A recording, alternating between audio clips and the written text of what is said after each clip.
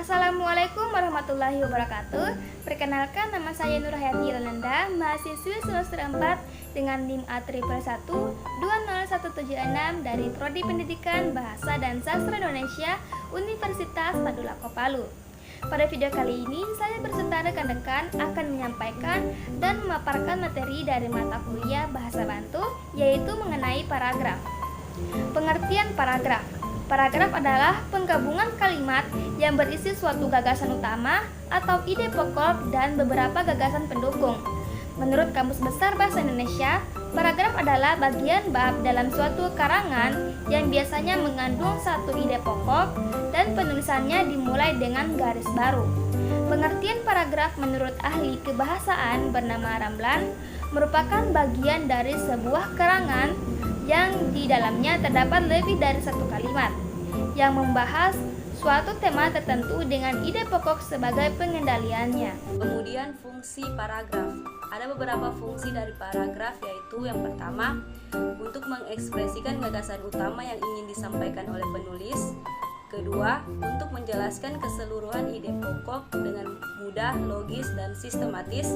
Ketiga, untuk menandai pergantian gagasan baru jika karangan tersebut memiliki lebih dari satu gagasan utama.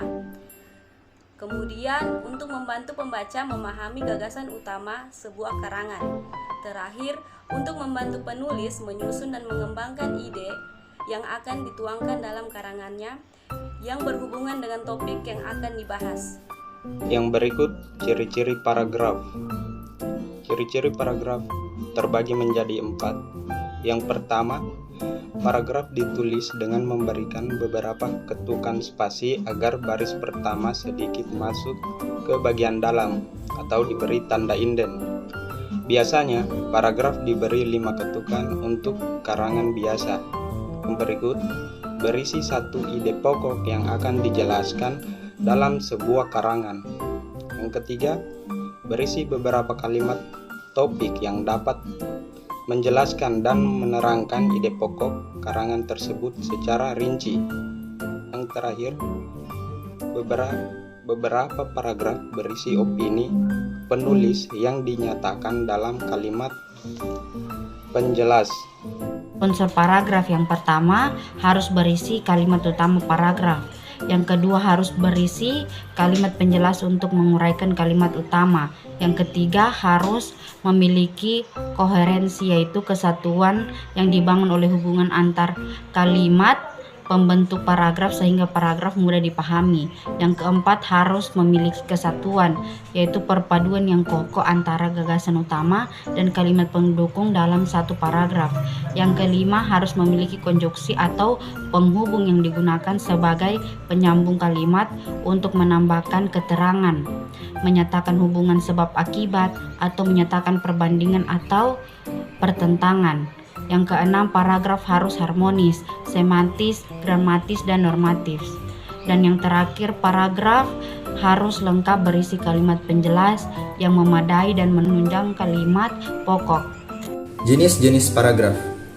Paragraf dapat dikategorikan menjadi beberapa jenis, ditinjau berdasarkan fungsinya, letak gagasan utama, dan juga isinya. Berdasarkan fungsinya, jenis paragraf dapat diklasifikasikan sebagai paragraf pembuka, paragraf isi, paragraf penutup, dan juga paragraf penghubung. Berbeda jika berdasarkan letak gagasan utama.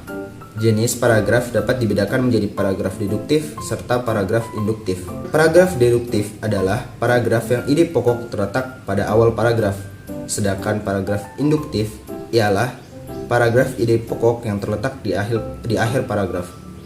Dan juga ada paragraf lain yang dapat diklasifikasikan berdasarkan letak gagasan utama, yaitu paragraf yang berada di tengah-tengah kalimat atau di tengah-tengah paragraf, yaitu paragraf inaratif. Selain itu, ada juga paragraf campuran yang ide pokoknya terletak di awal dan di akhir paragraf. Berdasarkan isinya, jenis paragraf dibagi menjadi paragraf persuasi dan juga paragraf argumentasi. Itu contoh yang pertama, yaitu contoh paragraf deduktif. Tenaga kerja yang diperlukan dalam persaingan bebas ialah tenaga kerja yang mempunyai etos kerja tinggi atau semangat kerja yang tinggi. Maksudnya memiliki tenaga kerja yang pandai, terampil, dan berkepribadian. Tenaga kerja yang pandai adalah tenaga kerja yang mempunyai kemampuan akademis memadai sesuai dengan disiplin ilmu tertentu. Nah, artinya dalam bahasa Kaili, topo kerjaan ni para luka raranu persaingan jauh adalah topo kerjaan nu semangat toto na kerja, yaitu topo kerja na tahu, na lincah, dan na tantu. Bekirina topo kerja no pandai yaitu topo kerja no bapaha kemampuan akademis memadai sesuai anti disiplin ilmu dikuasaina. Nah, itu adalah contoh paragraf deduktif.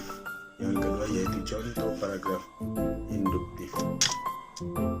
Belajar di masa tua membutuhkan usaha yang ekstra dikarenakan daya tangkap yang dimiliki pada masa ini sudah sangat berkurang.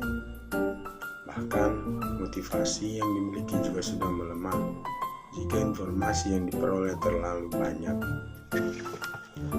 Contoh paragraf induktif dalam bahasa Kaili adalah no belajar rimada tua ni para luka usaha yang keras karena uto nambah soko pada lemah.